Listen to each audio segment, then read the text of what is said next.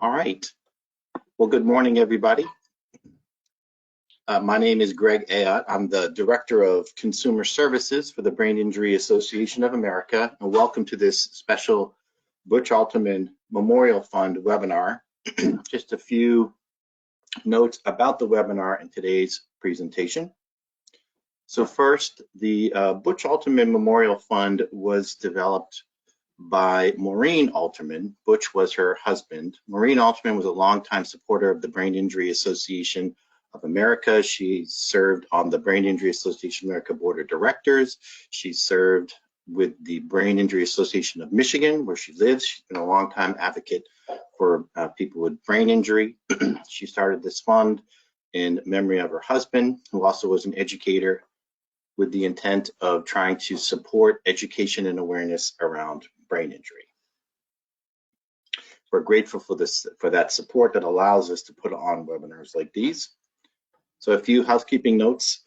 There is a PDF of the presentation and the takeaways available. There should be a handout section on your screen. You can download those handouts. If you don't receive them, we'll be sending them out to everybody that registered for the webinar after as well. Everybody is muted. All attendees are muted. You can use the question box or the chat box to type in questions at any point during today's presentation. We're going to hold the questions until the end of the presentation. If we don't get to your question, we'll be able to track who asked what, and we'll try to follow up with folks following the webinar. Now, on to today's presentation. I've had the privilege to work with this Brain Injury Advisory Council group in developing this presentation.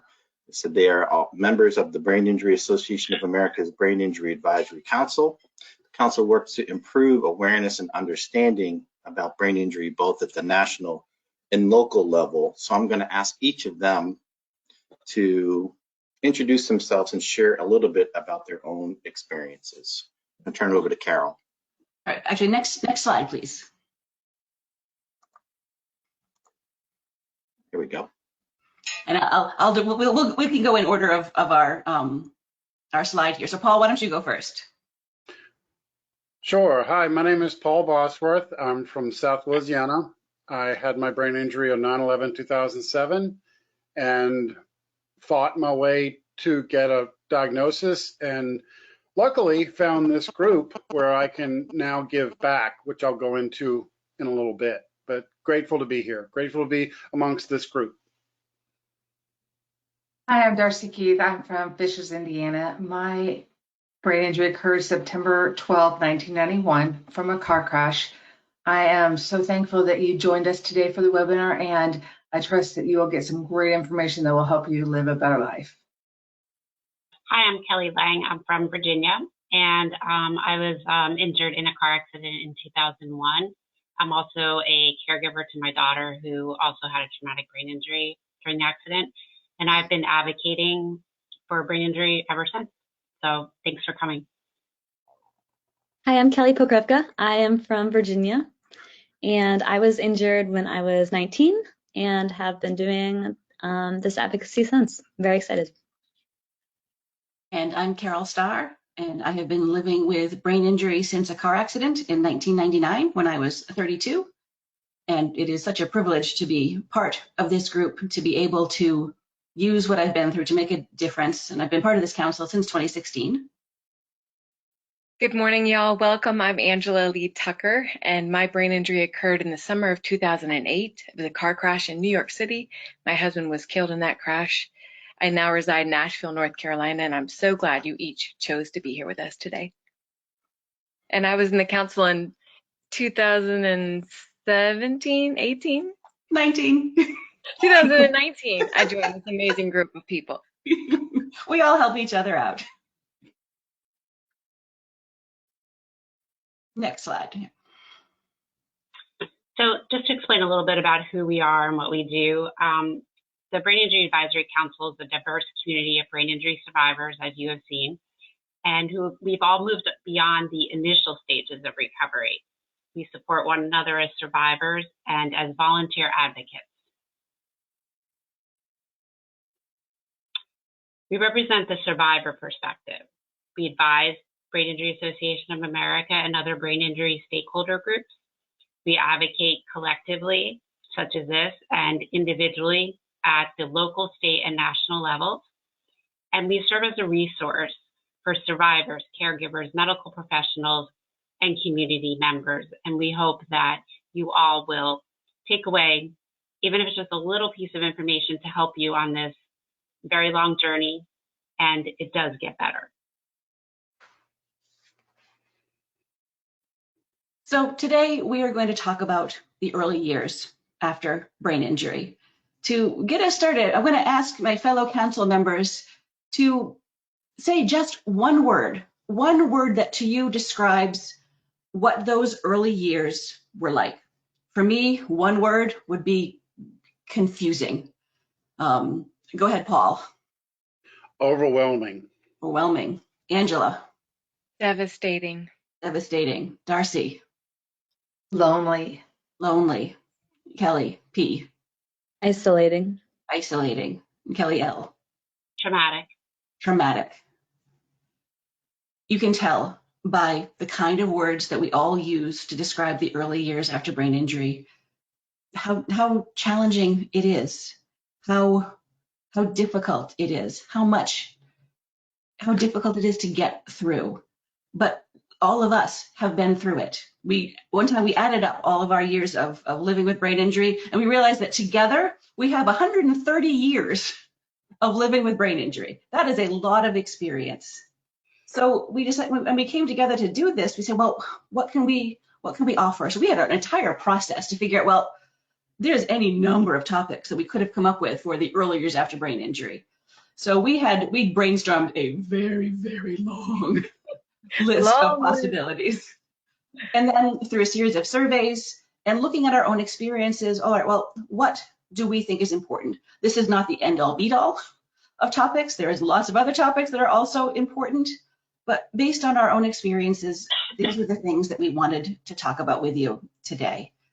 So we're going to be talking about recognizing and working through denial, finding and receiving appropriate care, coping with loss of identity, dealing with brain fatigue, coping with difficulty expressing yourself, identifying and managing brain overload, and dealing with family and friends who just don't understand brain injury. So our first topic that we're going to discuss today is recognizing and working through denial. And Kelly Lang and I are going to be talking about that one. Each topic will be two or three of us talking about it.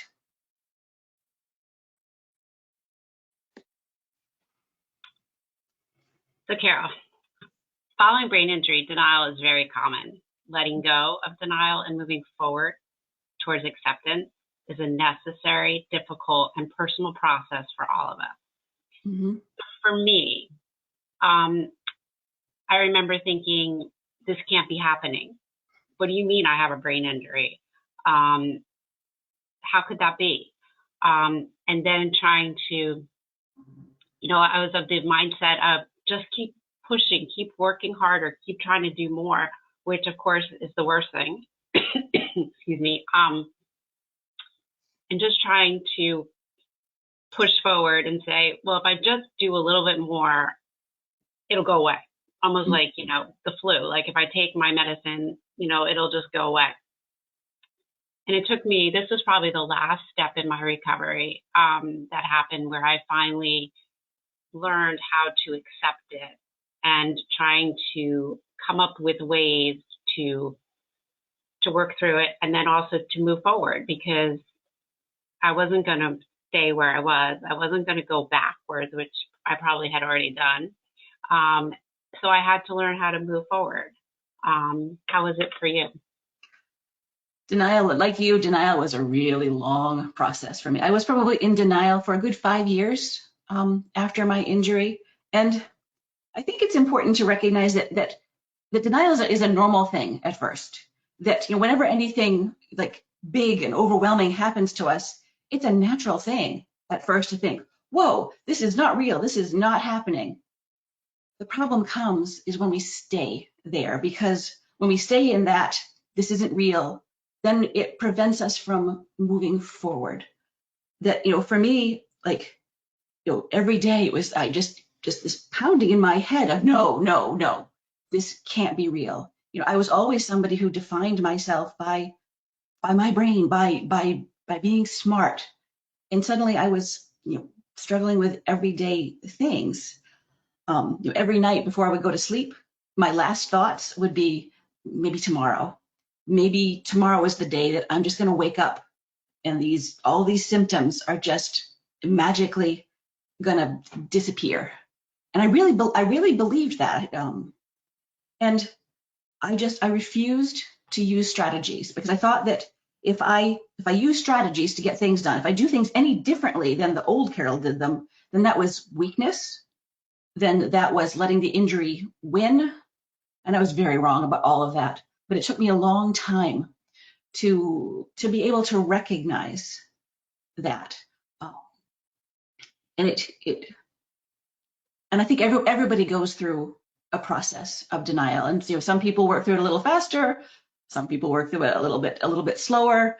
Every counselor, psychologist that I saw told me that kind of like type A people like me have a particularly difficult time with it.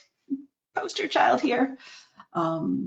But we put this topic first because it is crucial to working through to get to the other side. It's not that you don't still have symptoms, but you can't find a new life until you let go of the old one. It's so true, because the life I had before is very different from the life I have now, but that doesn't mean it's any worse. In some ways it's better. It's brought me to meet all of you, which I probably would have never met any of you had I not had my injury. Mm-hmm. But it brought me to a different place in my life that I probably would have imagined prior. Yes, I still have symptoms. Yes, I still have to deal with them. But even talking to other survivors and learning from their experiences and seeing how their journey has been, and each one of us, just as no two brain injuries are alike, no two journeys are alike. We all have to try and figure out what's going to work for us. And for me personally, having a child with a brain injury also, I kind of put mine in the backside, but then I realized I have to show her, I have to model for her that it's okay. It's okay to admit. In fact, she didn't even know about mine. She was a little surprised to learn. And then it made a connection to teach her, to role model that, yes, I have a brain injury, but that doesn't mean I'm any less of a person. Mm-hmm. I'm just different, and that's okay too. Yeah, it's so hard to wrap one's brain around that. Different is just different, because I felt less than for so many years. And for me, getting over the denial, it all started in a bookstore. And I wasn't really looking to start my denial overcoming process that day. I'd gone in and I was looking for a gift for a friend, and I overloaded, which we're going to be talking about overload in a little while. And I sought refuge in the back of the store because it was just too much, and I completely forgot about buying a gift for a friend. But somehow I ended up in the health section of this bookstore. It was Borders, Books, and Music, which gives you an idea of how long ago this was. And there was a shelf of books on brain injury. I stared at that shelf for a really long time. Then I bought one. And it was like the first time I had read anything about brain injury. I could only read just a little bit because I struggle with reading. I still do. But I saw myself, my symptoms on the pages of that book, and it was scary. But yet it was kind of comforting at the same time to realize, because I kept thinking, this is not real. This can't be real. But, the words on the pages of that book, said, yeah, it is real. And I had to go through, we've talked about that, needing to go through it at your own pace, because nobody can force us to, you have to get over your denial right now. It doesn't work that way. It's a slow process. And for me, that book, was a start. You mentioned, meeting other survivors. That was another big piece, was being able to talk to other people and to know that we're not alone, because, Somebody said, he said isolating is one of the ways to describe brain injury. In the early years, it is so isolating. And we can talk to others and learn from their experience. That makes it less isolating. Yeah, and building a community, even if it's just your own little community. I think our council is a little community. Absolutely, yes. Different types of communities, and just having that support, and where you can share your feelings and you can share strategies and add things to your toolbox to build a new you. I don't really subscribe to the old you, new you, but you are kind of building a new, different type of life for yourself. Yes, and for me, like the early years were all about kind of adjusting to how I'm different. And now I'm 23 years post, it's all about kind of, I've adjusted to how I'm different, but there are many ways that I'm still the same. That I was a teacher before. I can't teach in the same way. I'm still a teacher right down to my core. Just how I teach is just different. And so it's integrating like how you're still the same and how you're different. But you can't get to those places until we move through that denial, phase. Like all of the good things that have happened to me, since my brain injury happened after I got through the denial phase. And it's hard. There's no question about it. It's definitely a lot of work. Yes, yeah, it is. It is a lot of work. So why don't we go over the takeaways that we have? So recognize that letting go of your old life and self is not giving up. It's not. It's moving forward. It's actually part of the recovery process. Connect with and learn from other brain injury survivors. And there are so many ways now to connect, not only in person, but also virtual through webinars like this, through groups on Facebook. Other survivors are a tremendous resource.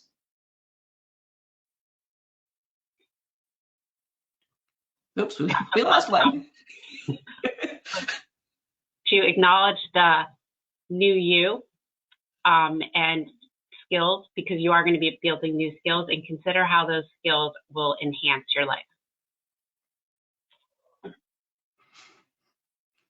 So Greg, if you can go back to the appropriate care opening slide.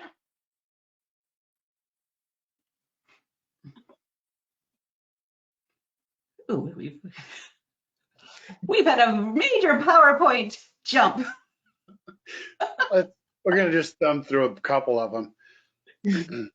So for this section, along with, every section, we also had a ton of help from our other member, Anne, and she cannot be here today, but thank you, Anne. You were integral to every step of this. Thank you, Anne. Yes. All right. I'll take it away. So My apologies. Thanks, Greg. September 11, 2007, choked on some food. The world went to black. I hit my head. It was a concussion. Everybody has concussions. I called my girlfriend. Let's go get this checked out. And they treated and released me within 4 or 5 hours. But my girlfriend left with huge eyes. And I didn't realize, she didn't realize that I had joined an enormous amount of people who have this same challenge, which is it's not a paved pathway to get the appropriate care. You can get all kinds of care. I was getting things checked out in my body. I had nervous problems. I had eyesight issues. I had heart problems. I had every organ in my body misfired.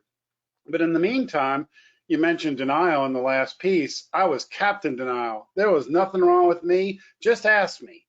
And that took about 2 years until I learned about neuroplasticity, which we may go into in a minute. But I realized that I could route my direction. I could focus my thoughts to reroute, but we'll get to that later. It's often challenging to find a professional who understands brain injury. This is not something that's just segmented to one person. It's to many. Do you have something to say about this, Kelly?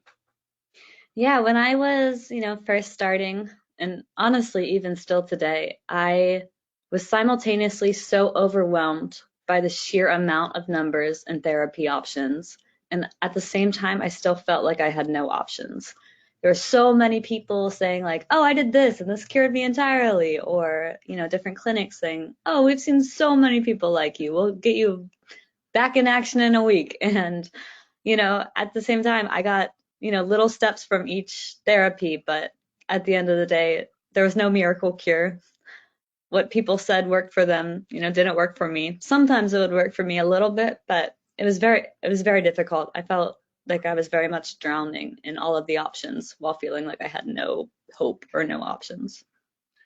As a friend of mine says, if I can just get a fingertip hold and pull, I can feed my brain and I can get better. But that takes time. So please go about this with patience. The denial that I mentioned earlier was me laughing at myself, laughing at the fact that I couldn't talk anymore.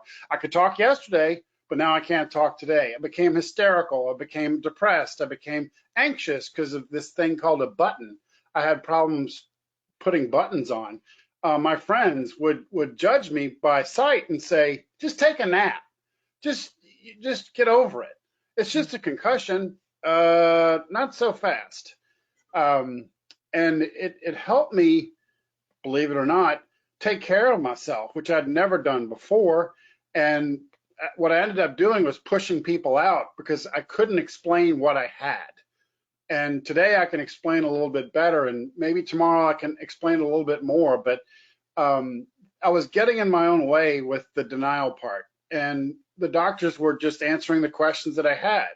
And I had, medicine for this and a medicine for that, and I couldn't talk right, and there was stuttering, and I did this oxygen therapy that changed a lot of it and made it better. But there was still the underlying reality of this doesn't go away overnight. And I guess that's part of the message here is part of it is self-care. Supplements are very different than they were 30 years ago. By doing this seminar, we're changing the face of the stigma that goes along with brain injury. No, it is something, and it is something that under proper care we can do something about. But I found it to be mostly on me and two other friends, because I'd find something, I'd discover it, and then pass it in front of two other friends and say, does this sound right? And this is something that we're working to get more awareness about. And because, honestly, if I'd found one of these different alternative new supplement treatments, I might have gone back to work by now, which is a very bold statement for me to make 15 years post, but it's challenging. We get it, but watch what you're eating, watch what you're drinking. Meditation is something that's really helpful.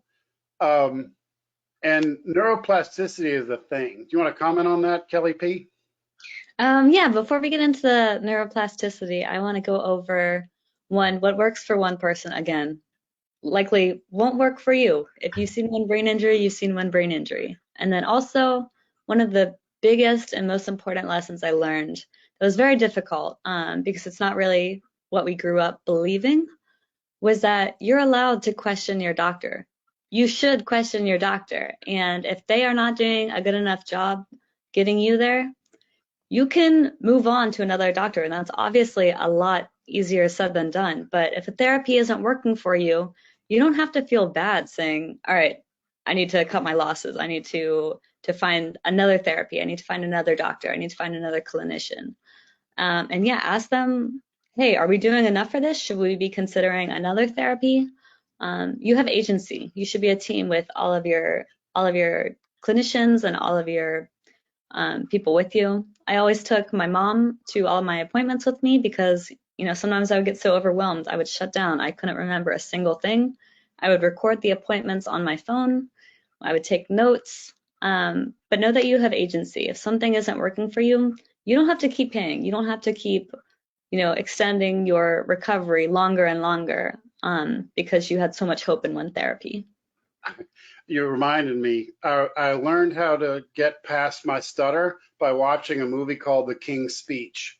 And the king had a bad stutter, and they taught him to put a vowel in front of the consonant so you wouldn't slam into it. So I'd say, A tribute to today's society, and like, oh, nobody noticed it. We're all good. Because with me, it was all about show. What are people going to judge? How are people going to judge me? How are they going to look at me? I look fine, but internally I have World War III going on. And quite honestly, I'm not handling it right. When I open my mouth to say, help me, we don't always get the best answer. So what Kelly's saying, I'm just backing it up by be curious, be that question person. What's in place now probably solves about 20% of the bigger picture. And we're talking about that, the bigger picture, to get that care for you as individuals. But yeah, reach out to support groups, to other survivors, ask what worked for them, take it with a grain of salt, ask which practitioners they loved, which ones they hated, which ones to avoid. Again, everyone's different, but it's very helpful to hear. Ask as many questions, do as much research. If you're not able to do research, if you can find even one good person to help you through this process, it'll really help. I don't give a lot of advice, but herein lies my advice. You ready? Be patient. I thought mine was going to be gone in 2 weeks. Mine's still around and it's been 15 years. And along the way, I've made some really good days. That's a great thing. I'm all about good days, or good mornings, or good afternoons. Enhance those by appreciating them and keep going. Definitely. Boy, I can't stress that enough. Keep going. Yeah, do not give up. Neuroplasticity is the brain's ability to rewire, make new connections, find new skills that you thought you had lost a long time ago. Never give up. It's so hard. It's so easy to give up. You feel like you're fighting a losing battle. It's so difficult. I'm still living with so many symptoms so far out, but you can do it. You really can. Can we go to the takeaways, please, if that's okay with you, Kelly? Perfect. Go ahead. Recognize that each person's pathway and treatments are unique. Research and find out as much as you can about brain injury symptoms, and pick 3 people that you find validate what you're reading and what you're talking about, and stick with them. Be curious and ask questions at your medical therapy appointments.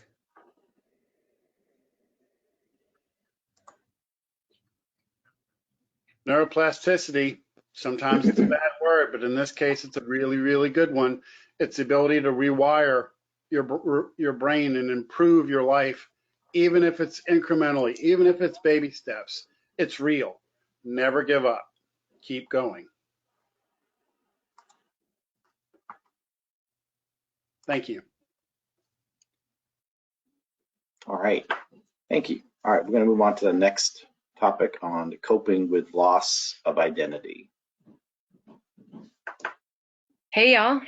Loss of identity after brain injury is common, yet unique to each person.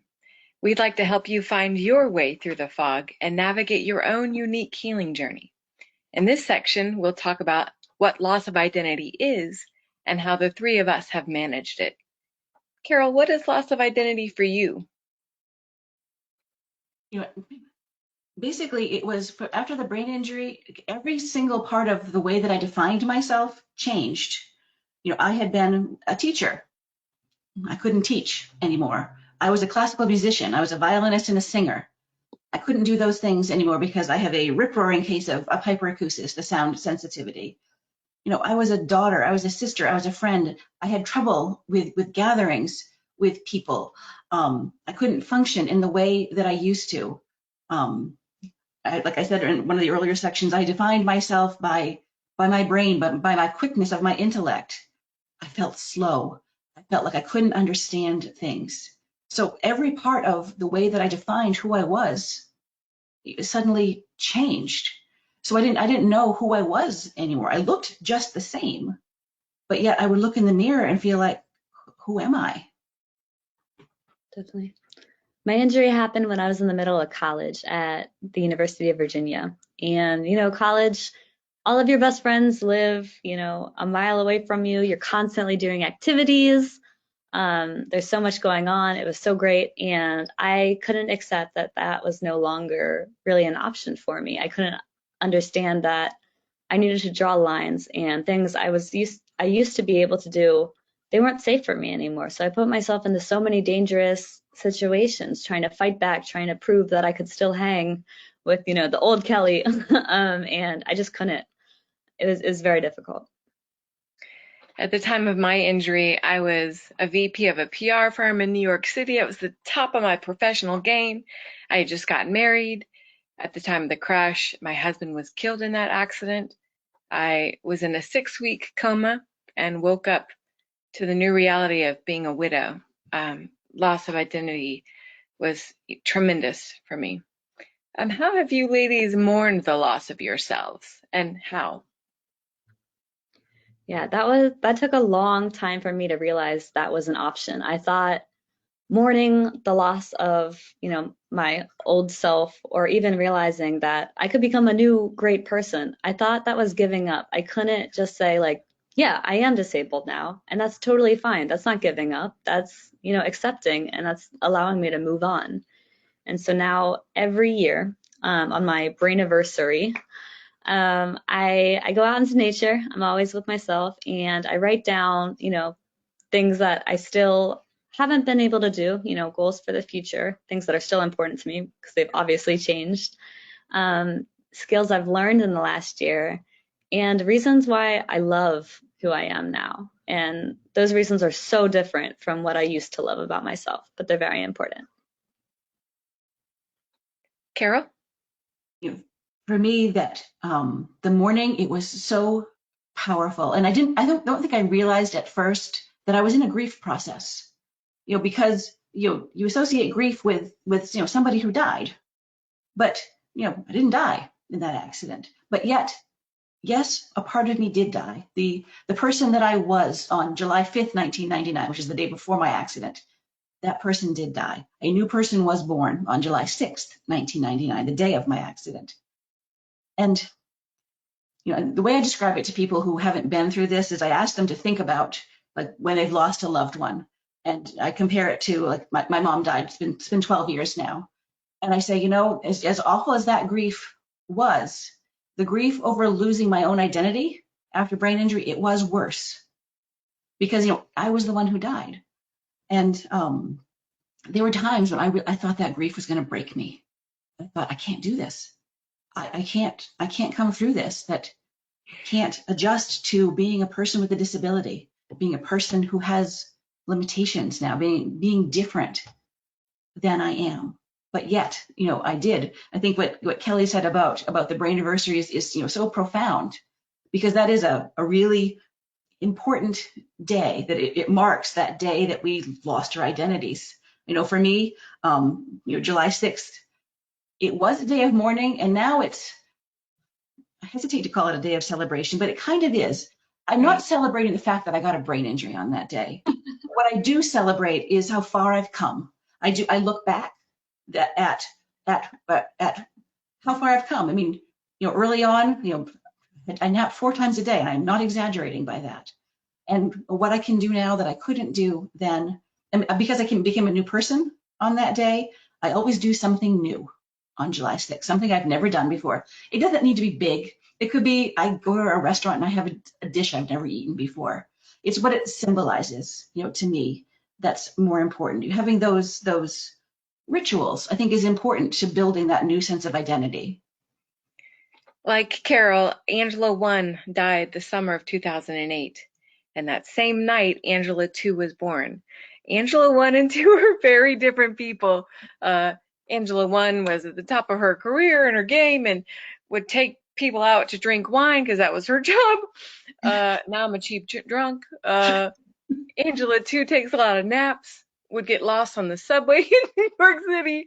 But understanding these two versions of myself have allowed me to wholly love and inhabit Angela.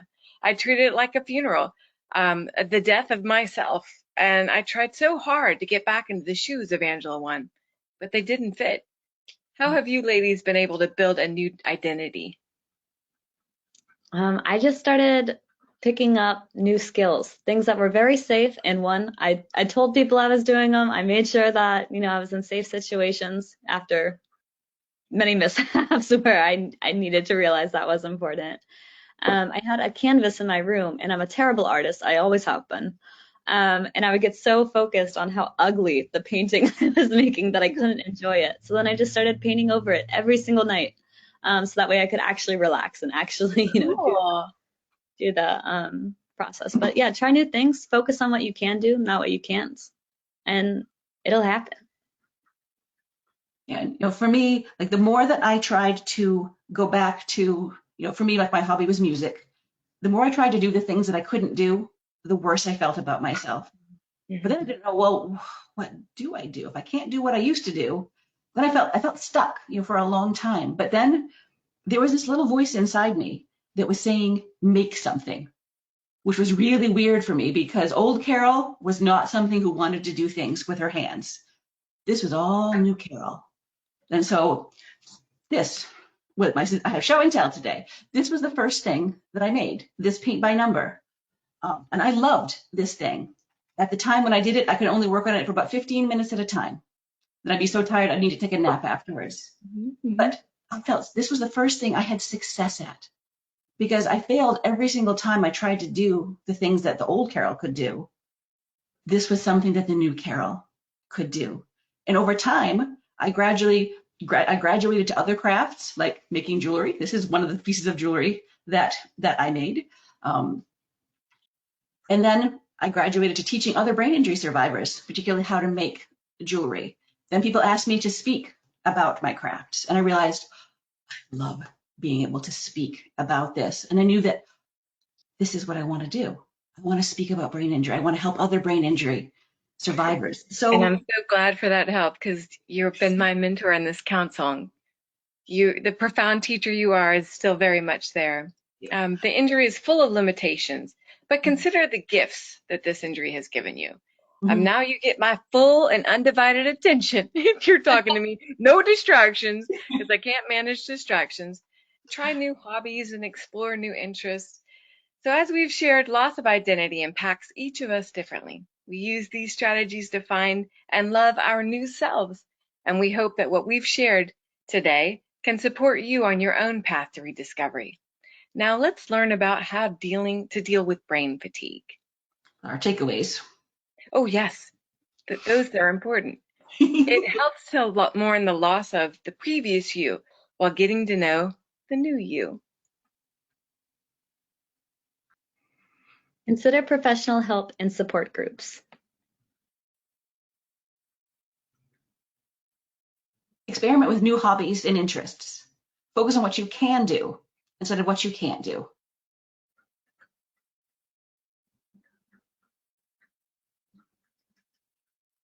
Avoid comparing yourself with the old you. Yeah, and like Kelly Lang said at the beginning of this, if the old new you does not work for you, don't worry about it. That's just you. That's totally fine. You don't have to have an old and new. That's right.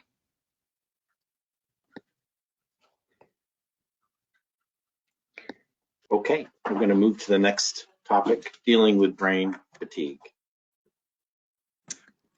All right, so brain fatigue, the feeling of overwhelming mental exhaustion, is a common, debilitating, and misunderstood symptom of brain injury.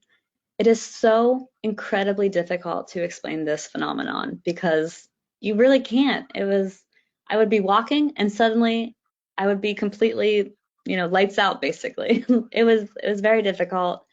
It felt incredibly disabling. I felt very lonely. I felt like a failure, and it's been very difficult to try to find strategies, that would actually work to help me compensate for that. Kelly, do you have any thoughts? Oh, yeah, I totally understand that. You feel like, oh my gosh, what is wrong with me that I have to rest? What is wrong with me that I just can't function? And of course I used caffeine a lot to keep myself going, had 2 small children, and there is no stopping. So learning those strategies of how to give yourself that time to recover. And as with everything, it gets better. It's probably never going to be perfect or the way it was, but that's okay. We figure out what strategies work for us, what we have in our toolbox. We try different things. For me personally, it was going to a sleep neurologist. Never even knew that was a thing with brain injury. And heard another survivor talk about it and thought, you know what, I'm going to check it out. And sure enough, even though they said, 9 out of 10 times we're not going to find anything, it's got to show up in that test. Well, sure enough, I ended up being diagnosed with both sleep apnea and narcolepsy, which was just a shocker because I had no symptoms prior to the injury. And, they said it was 100% caused by the injury. So, but then learning what I could do to overcome that or to at least, help compensate and to get better, to build up my energy a little bit. How about you, Angela? As Kelly said, in the toolbox, one of my important tools for brain breaks is meditation. I give myself 10 minutes of quiet and calm each day. I use an app called the Daily Calm, and it's just 10 minutes. It's a guided meditation. It's a wonderful practice. I've been doing it for a long while. Also, when you're scheduling, I realized it was important for me to figure out activities that honestly I had no chance at, at getting through without, really paying for it. And so being able to identify what I could get through almost easily versus things that were incredibly hard for me, I could schedule my days around it. How many days would I need for recovery afterwards? And also saying no without guilt. I can't do everything I used to be able to. I have to say no, or even if I want to please people, which I love doing, I can't. I'm not going to be able to give my full self to people when I'm running myself dry. Angela? And no is a full and complete sentence. Prioritize your health. That's the priority. It's so easy to say yes, and there's maybe lots of invitations. I would try to put everything on my calendar that I used to before the injury, and my calendar would get so full I was missing appointments, I was showing up late, and I began to learn the power of just saying no to prioritize my own health. My bonus mom explained to me when I was recovering at home, my new full-time job is healing. So all of our full-time jobs now is healing. Kelly? It's true. And, for you, Kelly, I'm sure it was really difficult. You were in college. That's the time where you function, a lot of college students function on very little sleep, going to class, studying, parties, everything. But you have to learn how to prioritize. It took me a long time to do that because, again, I would say yes, yes, yes, and then would crash, and then my family would be the target of that crash. And just giving up some control of things and saying, you know what, I can no longer handle this, so I need help. And for me, asking for help was probably one of the hardest things to admit that I couldn't do it all. But I had to figure out how to do that for my own health, because it's like in the air, when you're on an airplane, they always say, put your oxygen on first before your child, because if you can't, do anything, they're not. And I had to learn that through trial and error. But I'm not perfect, but I try to, model that every single day. There's so much guilt with that, I'm sure, especially with you. You were a mom, you had kids, and yeah, you just can't do it. It's impossible. You're not doing justice to yourself, and you're not doing justice to other people in your life who depend on you. What are some other factors, Kelly, besides sleep that were important for you to reconsider? Well, there's, of course, the sleep hygiene, but there's also nutrition. So eating right and, trying to, which is hard too, because it takes a lot more brain power to like plan out a meal, make sure you have the healthy things. It's not like just calling up and ordering pizza, which seems so easy. So making sure you're hydrated and also doing, work with hormones, especially for females, really, really helped me a lot. But also, like you said before, Kelly, finding the right doctor who can help you. And it's okay if you go to a doctor and it's not a good fit. It's okay to say, no, thank you, and then move on to another. It is very time consuming, takes a lot of patience, but keep looking because you will find eventually someone who will be able to help you. My bonus mom measured my hormones, and She helped really improve my sleep. She corrected my thyroid level, and I also take progesterone now. But about sleep hygiene, I went to a support group and a sleep doctor came. It was a really important group. And he told us some of the most important sleep hygiene tips is to sleep in a cave, total darkness, get blackout blinds, and to try to sleep in a space with no distractions. That was hard for me because I charged my iPhone on the nightstand next to me, but now I don't. I remove all distractions and keep them away from my bed. And most importantly, I use this sucker, a sleep mask, and I often use it during the day. I have to take a nap. I force this inner child kicking and screaming to take an hour nap, and I might not sleep, but I put that on, and that gentle pressure on my eyelids just helps me reset somehow. Agreed. The brain breaks have been so important for me. Even if I was, out at a restaurant or something, I would sit in the car, complete silence, not entertaining, not talking, removed from all stimulation. Sorry for the background noise. And yeah, they were really, really crucial. Any other thoughts before we do our takeaways? Hydration. I could never keep track of drinking water, but this keeps track for me. So because of this water bottle, I drink 64 ounces of water a day. Kelly, anything? No, again, just try different things, and then you will find something that works for you. Yeah, and we're able to build up over time. All right, I'll start. Take brain breaks throughout the day, such as naps, meditation, or a relaxing activity. Angela? Find out activities that drain you and plan accordingly. This involves learning to say no without guilt. Consider lifestyle factors such as sleep hygiene, nutrition, hydration, and hormones.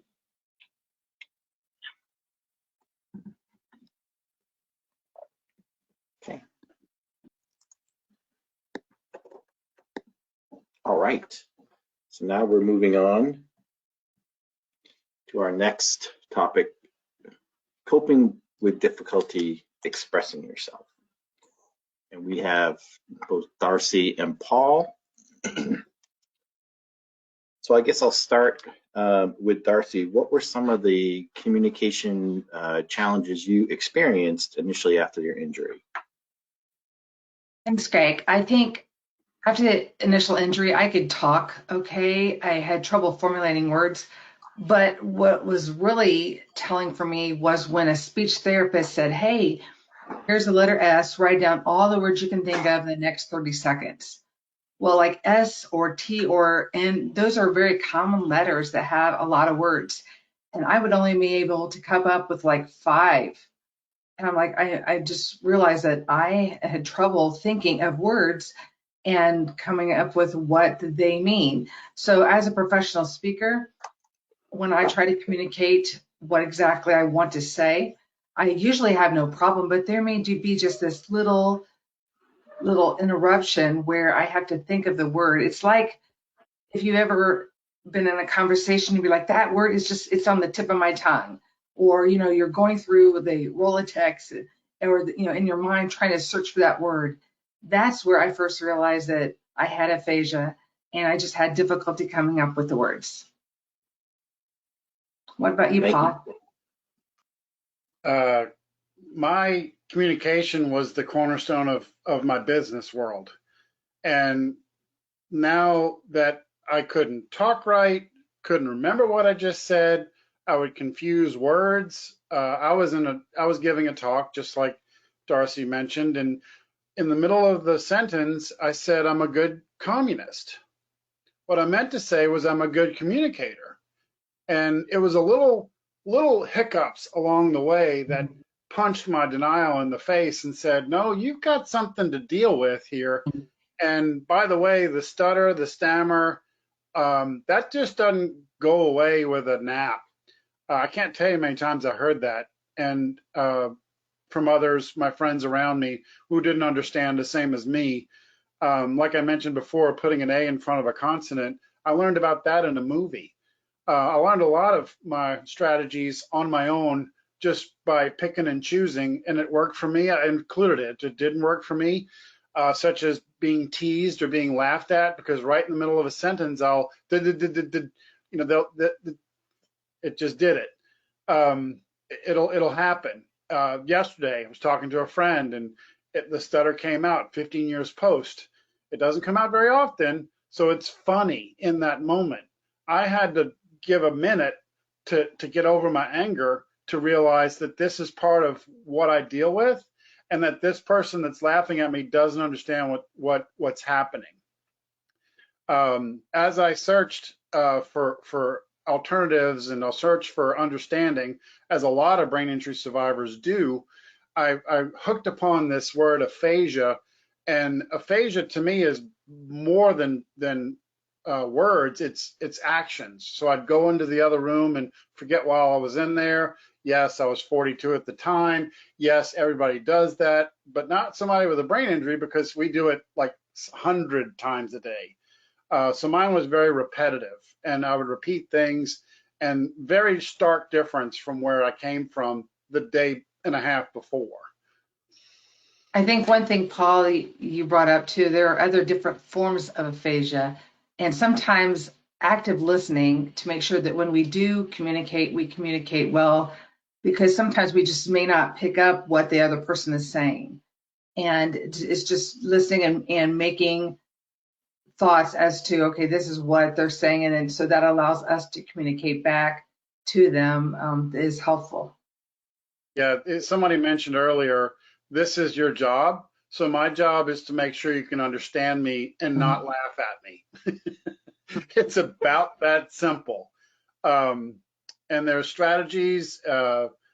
Taking a nap does help, but if I'm going to a party at night, I will not talk that afternoon, because I want to give all of my brain a rest, and my jaw and everything in between the exit of what I'm going to say, because I'm only going to have bits and pieces of information come out, and I want to make sure those are good versus disjointed, dysfunctional, because it is, brain injury to me is a matter of dysfunction. So some function is going to be broken. And my communication box was clogged when I had my brain injury in 9/11/2007. I have to admit, oxygen therapy did help with grease the skids, if you will, grease the gears to get the words out. But late in the day, I'm going to have the challenges, and that's okay. There's a thing called sleeping at night. That turns us over again, turns me over again. Well, Darcy, what are some of the strategies you found helpful? I think one of the strategies that I use is that I find a synonym for the word. Or like the other day, I was talking about shower cap, and I called it a hairnet. And I knew it was something that went over my head and over my hair, but I just could not think of it. So I found something that was very similar to it until the actual word came into my brain. So I said hairnet, and then I'm like, oh, no, that's not right. But it gave the idea of, okay, this is what it's covering my hair. And then I was able to think of, oh, that's shower cap. So I try to think of an adjective or a synonym that's similar to that. So also I describe things, like if I want to say a shower cap, I could say, oh, that's something that goes over your hair when you get in the shower. And then that triggers, oh, well, that's a shower cap for the person, whoever you're talking to. Or I'm going to go down this street. If you can't think of street or staying in between the lines on the street, then you could say, yeah, it's, if I go outside of this line, I go in off the road. And it's just finding a synonym or finding something very similar so that you can describe it for the other person, so maybe they can understand the meaning of what you're trying to say. That's a good idea. All right. Do we want to go to the takeaways? One thing I wanted to add was anger. If I could release the anger about not being able to speak, I could speak better in the next breath. In other words, the more I got angry about the fact that I had a stutter, stammer, loss of words, all this other stuff, if I release the anger attached to it, I could get through the sentence, the concept, the statement better. And I think that's a great point, Paul, because stuttering or stammering or not thinking of a word, it can get you really frustrated. And sometimes it would frustrate me because I just couldn't get out what I wanted to say, and couldn't communicate my thoughts. So you tend to get frustrated. So just be aware of that. Be patient. Be patient. Yes, go ahead, please. Carson. So coping strategies do exist, and learn more about aphasia, especially with Bruce Willis bringing the topic of aphasia to light. There's a lot more information out there about it. So learn some of the coping strategies that might exist with that, and some of the things that Paul mentioned about, taking a break, just removing yourself from the situation if you can, so you can regroup. But learn more about coping strategies and aphasia. Know that communication issues may be more likely to occur if you're tired, overwhelmed, or emotional. So if somebody's teasing me, or somebody's laughing at me, or somebody's looking down their nose at me, like you don't have a brain injury, blah blah blah, I'm gonna get more emotional than I used to anyway, and sometimes it revisits. But try and take that with a grain of salt. I know that's a big concept, but when I'm worn down, so at 5 or 6 tonight, it's more likely that I'll have a stutter or a stammer. Be patient. Consider a speech pathologist to help identify accommodations for your communication deficits. So like when I went to my speech therapist and she had me write down words that begin with S, it's okay if you can only do a few words. And then maybe the next day do a few more, or next day do a few more. If you want to, go find a word search book and start searching for words to help you process some of the words, so that way you can later on think about them when you want to communicate. So those are some things too. And to tag on what you just said, if you made 4 words, you made 4 words. That's progress. Yes. Enjoy it, be thankful for it, and maybe try to make 5 words. And they don't have to be supercalifragilistic. They don't have to be really big, long words. They can be and, at, ask. There's 3 right there. Mm-hmm. So enjoy your triumph on your journey, whatever that means. Thank you. Thanks, Paul. All right, we're going to move on to the next topic, identifying and managing brain overload. So Darcy, Angela, and I are going to talk about overload. So if you're a brain injury survivor watching this, most likely overload is a term that you are very familiar with. It is that feeling of when everything just becomes too much, that feeling of I can't handle this, when it feels like your brain is just going to explode from everything. So we're going to talk about recognize our limitations and recognizing some of the triggers, and how do we help ourselves from maybe not getting to overload quite as much. So Darcy and Angela, what does the word overload mean to you as a brain injury survivor? What comes to mind? My email inbox is overloaded. Overloaded means being overwhelmed. It's all encompassing, sensory, lights, sound. It's easy for me to get overloaded. How about you, Darcy? Yeah, I agree. And it's just too much. My brain is trying to process too much information at the same time, or stimuli. I have a full-time job. So for me, I have to be careful not to get overloaded and just totally want to shut down during the day because of too much going on in my mind and too many fleeting thoughts. So sometimes there are a lot of fleeting thoughts going in your head, and it's hard to sort them out and hard to prioritize them. So that's one thing that I have to deal with. Yeah, for me, that the analogy of having too many windows open on the computer. Pre-brain injury used to be able to have like a lot of windows open at the same time and manage, multiple priorities. After brain injury, like I think Angela, you were saying that one of the earlier segments, one thing at a time. And if our brains try to do more than that one thing at a time, it just becomes that too much feeling. And I know for me, it can come from too much thinking. It can come from too much talking. It can come from light. It can come from sound. It can come on slow. It can come on fast. But when it's there, it kind of screams, must take care of now. There is like no, like, I'll deal with that later. Nope. It is like a lie down now. And It's frustrating. And if you don't take care of it now, it gets you even more down the rabbit hole. Oh, yes. So when I first went out of the hospital on a medical leave, a medical waiver, I went to a bowling alley. When I walked in the bowling alley, and there was too much going on and too much overload in my brain, that I'm like, I have to get out of here. So Yes. just I put myself in a situation where I just couldn't function, and I had to leave, and then you get all frustrated and flustered. So that for me was a brain overload situation. Yeah, it is that desperate feeling. And, part of managing that is learning what our limits are, because, unfortunately, brain injury, it just comes with a new limitation. So how did we learn, what our limitations were? I know for me, basically the hard way. That I would go into situations with absolute confidence. Yes, I can do this. I would be shocked, absolutely shocked when I couldn't do it. And I would spend hours or days on the couch, recovering.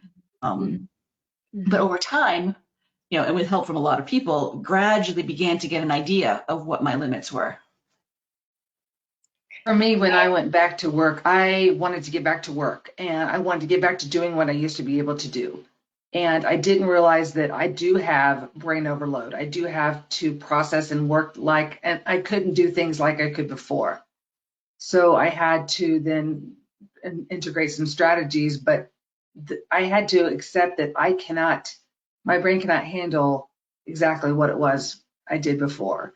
And sometimes I would put myself in a situation where I would jump back too soon thinking, oh, this is great. I feel good today. I have good days and bad days. This is a good day. I know I can last all day. I know my brain's fine with it.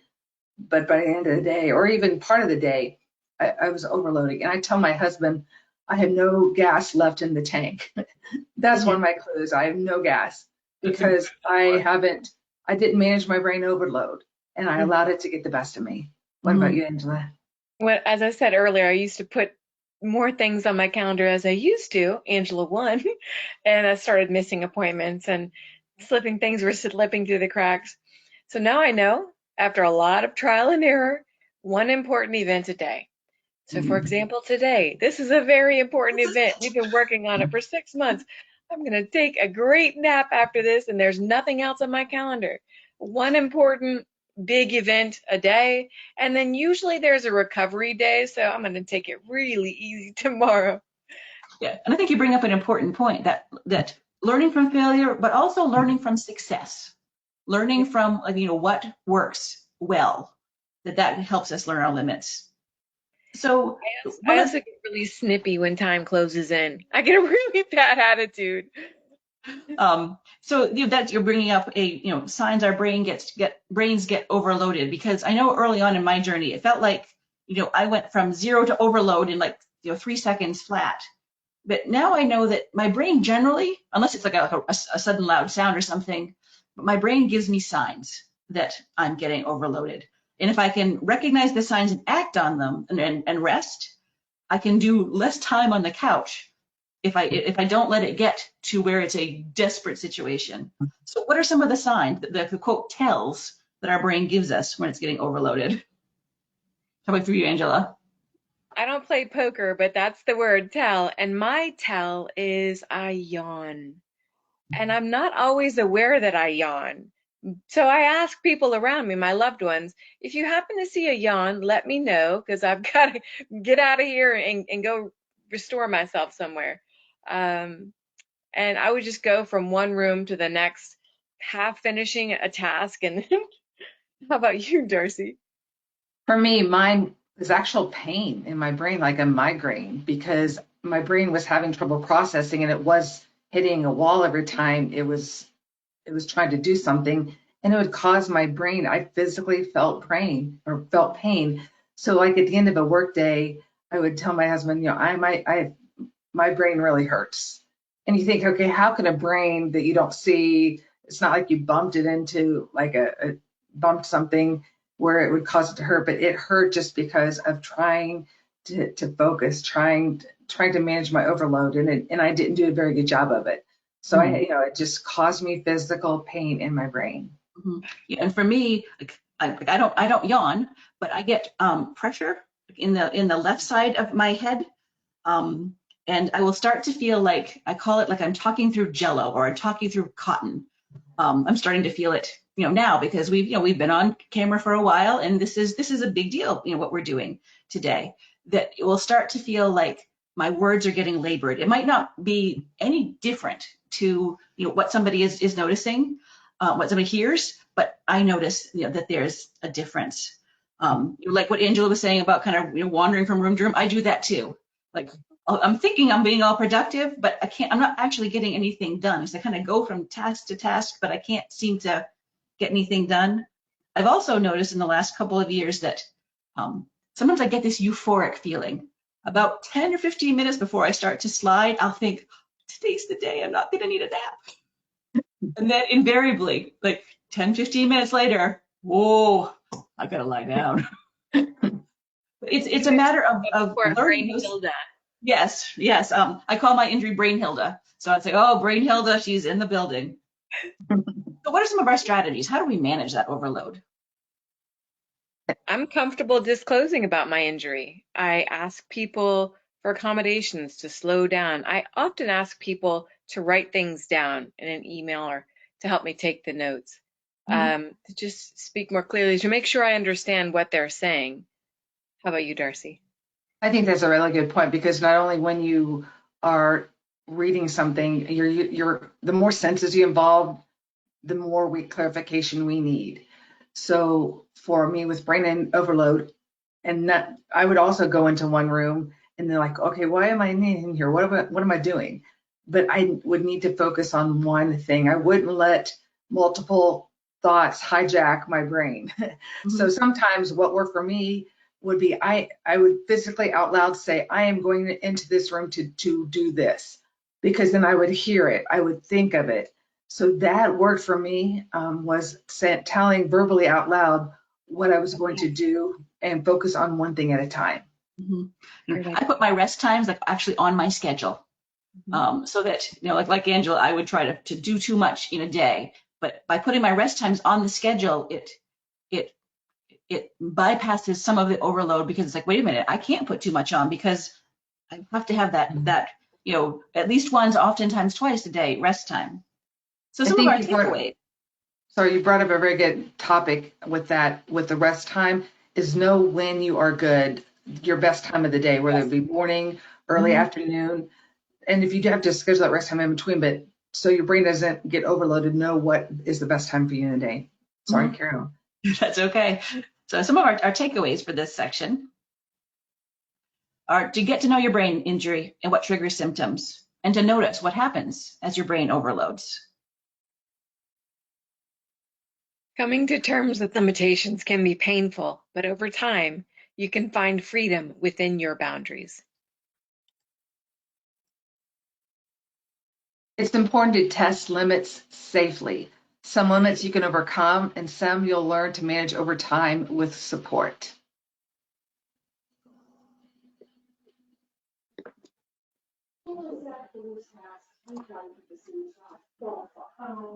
Okay, going to transition to the next final segment, dealing with family and friends who don't understand brain injury. This is a common issue we get a lot from the Brain Injury Association Brain Injury Helpline. So we'll start with Kelly. Can you kind of describe some of the challenges of trying to explain brain injury to others?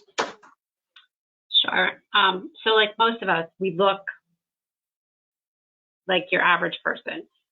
We don't have any scars. We don't have any physical disabilities. So I think it's very hard for people to understand that what they see is not always what they're going to get. Just like don't judge a book by its cover. How many times I've heard, but you look fine, or she looks fine, there must be nothing wrong, or I'm so glad things worked out for you.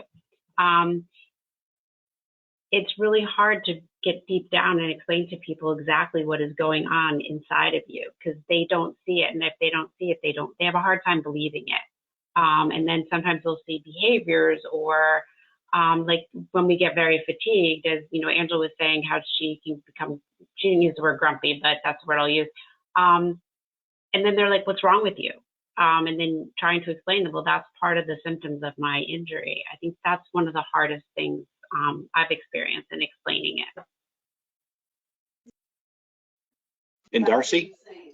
Yeah, I agree with Kelly 100%, because for those of us who don't have any outward signs of a brain injury, it is very difficult to convey and show that other person that we have had a brain injury. And the only way you can do that is through, you know, behaviors or things that you were able to do before, you're not able to do afterwards. I had to stop and take a nap in the afternoon, and my support circle did not understand why I had to take a nap. I mean, I looked fine. I've been doing a lot of things like I used to be able to, but I was fatigued. I got tired, and they were unsure as to why I had to take a nap. And that was one of the hardest things, is because we don't have any outward signs of injury, of brain injury, that people believing what we had to say and how we feel. Thank you. Paul? This portion rings true with me, not only because of my own personal experience, but from the 12 years that I've ran a peer-to-peer group here in South Louisiana.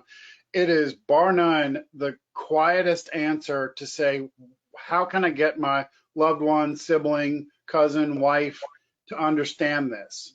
First of all, I'd like to say that brain injury affects a family. It doesn't affect just one person.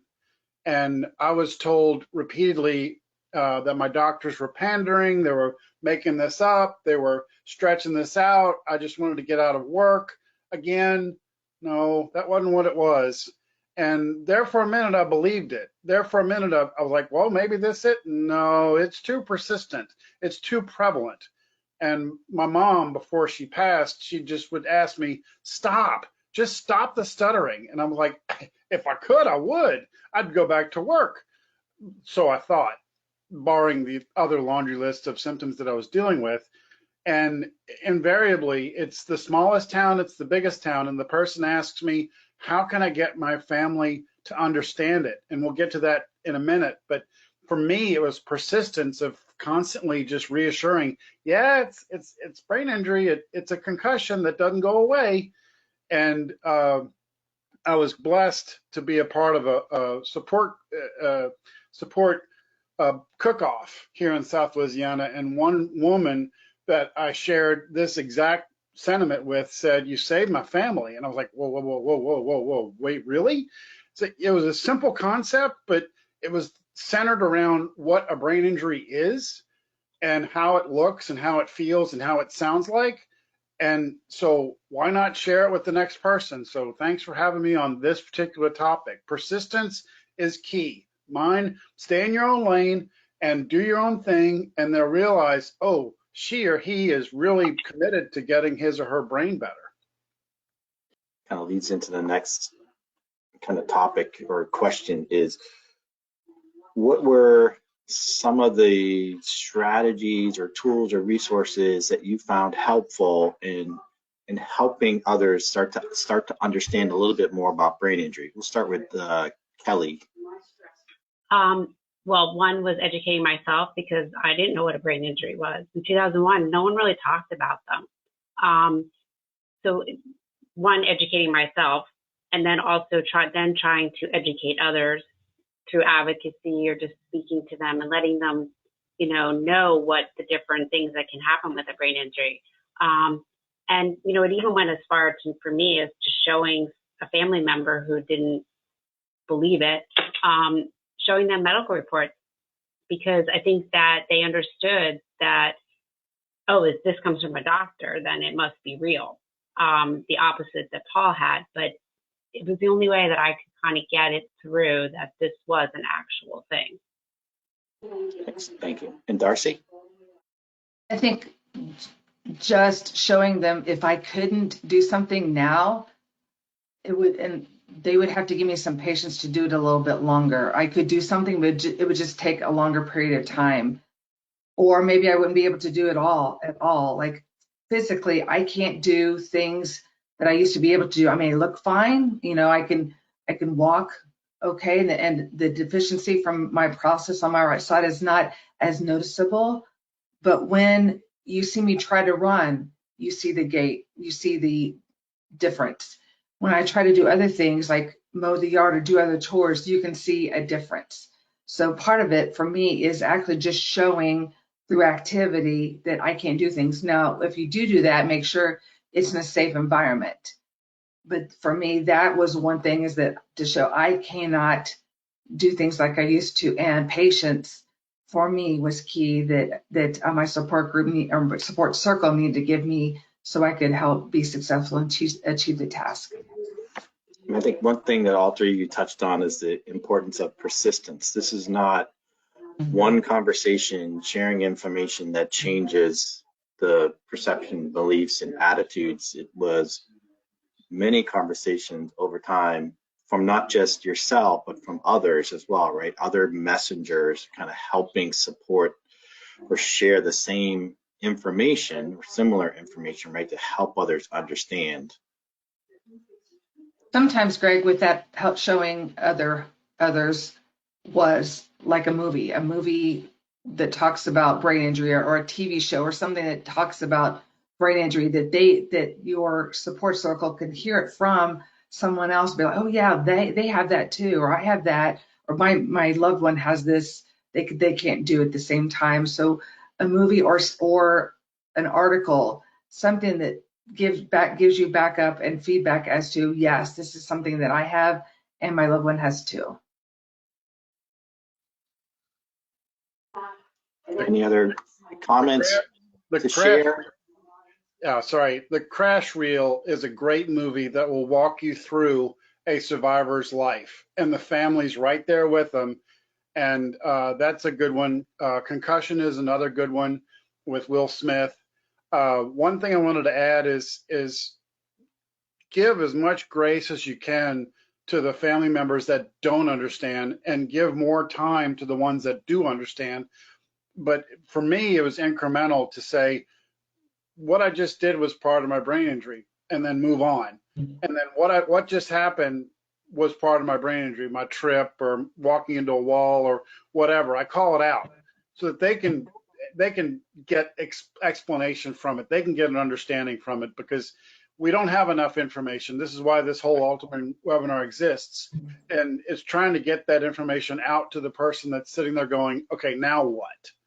And hopefully this will inspire and educate and make a better life, because it just takes one, and then another one, and then another one, and then another one.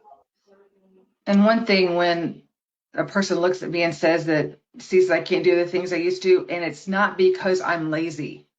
And I think that is a key piece, is that if our family and our friends see that we can't do something, or we just sit on the sidelines, they may think, oh, they just don't want to do it. They're going to use their injury. They're lazy. And that is far from the truth.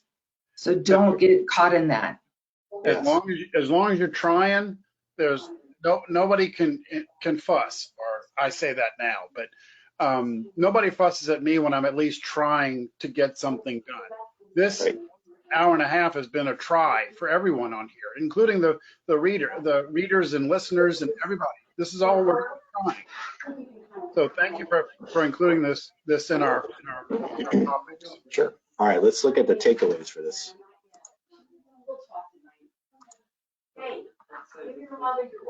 I was talking, so I'll just read this one.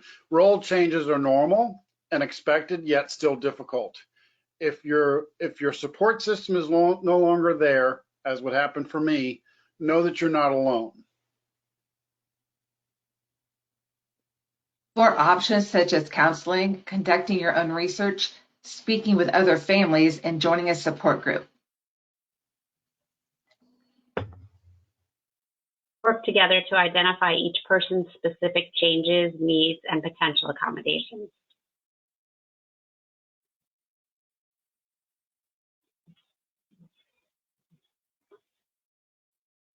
Not a cool graphic. It is. All right, so let's have the rest of the members show yourselves. I'm going to try to go through some of the questions that have come in just for, we've had a few folks ask about being able to share this with others. So this presentation is being recorded. It'll be on the Brain Injury Association of America website. We'll send out the link to everybody that registered. It'll be available. Give us a few days to get it put together and uploaded, but it will be available. You can view it right there and share that link with others. There are a couple of people asked too for other resources to help educate others about brain injury. What were some things? So Paul, you had mentioned this, like some movies. Were there particular, like any like books or other resources that you found particularly helpful in educating others about brain injury? Let's go with Darcy. For me, Brain Injury Association of America has some great resources on their website. Also on LinkedIn, Brain Injury Association of America lists several articles. Like recently, there was one on recovering from concussion and some things, some signs and symptoms and things, what to do and what not to do on recovering from concussion. So that is one resource. Carol. I think if a family member or a friend can go with you to like a support group or a brain injury conference, I know early on sometimes like family members, they didn't quite believe what I said, but when they heard it from somebody else, oh, it somehow it gave it a different weight, especially when they heard like a whole group of other brain injury survivors saying the same thing that I had said, but it was like strength in numbers, you know, kind of thing that that helped. And I know for me, this is not exactly a resource. I guess it's a self-resource. The more okay I became with myself, with my own acceptance journey, the less what other people thought about my brain injury mattered. That, you know, I know now, I can tell when people don't believe me, I don't care anymore. But early on, I cared a lot. Yeah. Bothered me a lot, and I wanted to throw resources at them. And everybody, we're on our own journeys. Our families and friends are also on their journeys. And just like That's we right. can't rush our journeys, we can't rush theirs. We want them to be on the same path that we are. And a lot of times they're not. That's right. Excellent. All right, we had another question come in that I think several people kind of related. Hold on, I know everybody has something to say. Oh, Greg, before you move on, there's a day in March on Capitol Hill in our U.S. Capitol where we have Brain Injury Awareness Day. So if you're skeptical at all or just curious to find out more, come join us. Come on down. It should be in person this coming year. You're right. It opened our eye. It opened my eyes to realize, oh, this is a thing. This is a thing. Yes. All right. So a couple people asked this kind of similar for the issue on communication. How do you get other people to stop interrupting me so I can finish my full thought? Because when this happens, I forget what I was going to say. So how do you deal with folks who think they're trying to be helpful, are interrupting you to finish your thought, but it really just derails you? Without telling them that they're annoying? Okay. I would just say if someone interrupts your thought, I would probably hold up my finger and say, hey, hold on a second, and I need to finish my thought, and then I'd love to hear what you have to say. So I would probably like, if they're interrupting me, kind of just, hold out. Like, this means for me, I do the same thing. I'm not done with what I'm saying, but I want to hear what you have to say, because what they have to say may be important. Otherwise, I'll forget what I want to tell you. Okay. Angel, you say you do the same thing? I do. I do the finger. And Darcy, you've just added to me. Thank you. I'm not that finger. But Darcy, you just helped me, and I'm going to do this now. That when I pull out the finger, I'm going to say, I do want to hear what you have to say, but I've got to finish my thought before I forget it. So thank you for that, Darcy. I appreciate that. Mine is a hand and hold on. I just say, hold on, I have to go in turn. And the person's like, oh, he's not finished. Hold on. I'm looking to some other questions. But great question, by the way. It's fantastic. And all of these questions will be answered following. Don't worry, if your question's not answered, we'll get to it separately afterwards. Yes, let's say we have a list of who asked what questions. So if we didn't get to it, we'll certainly be reaching out to folks afterwards. Certainly have a few folks asking about how to find professionals, how to find qualified professionals. I don't know if anyone has any particular strategies or resources for that. Angela? Yeah, I was seeking a neuropsychologist, and it's really important that this person, neuropsychologist, therapist, understand brain injury. I had an awesome person that I was working with in New York City, and when I made my transition to Asheville, as I believe it was Kelly said earlier, you can choose and hire and fire your doctors. You're not stuck with a person, a professional. So you are you're the captain of your own recovery team. And so I interviewed for this highly important position. I interviewed 3 or 4 professionals for the job of my psychologist, my neuropsychologist. And I found the neuropsychologist by asking my support group facilitator and getting valuable resources and information from that community, pointed me in the right direction. Paul? Part of our group, Amaze Brain Health Group, because we already had the injury, let's focus on health. A good part of our speaker tour that we have once a month is about talking about this exactly, who had what experience with whom, what different modalities are being offered by different people.